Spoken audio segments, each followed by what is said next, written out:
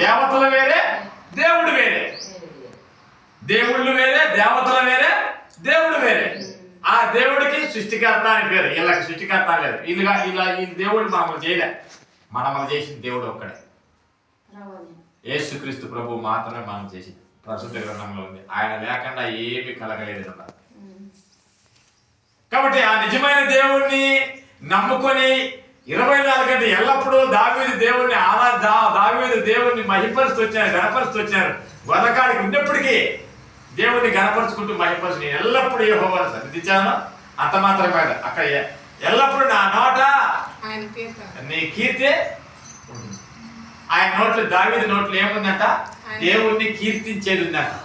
దేవుణ్ణి కీర్తించడం అంటే దేవుని యొక్క గొప్పతనాన్ని చెప్పడం, దేవుడు ఎంత గొప్పవాడో చెప్పడం. ఆయన కీర్తి, ఆయన ఏం పనులు చేసినాడు, దేవుడు ఎలాంటి కార్యాలు చేసినాడు, ఆయన శక్తి అంతా, ఆయన గొప్పతనం ఏంటి, దీన్ని వర్ణించి చెప్పడం అనేది కీర్తి.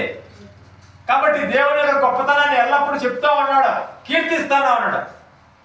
ఎన్ని రోజులు? ఆదివారం ఒకరోజేనా?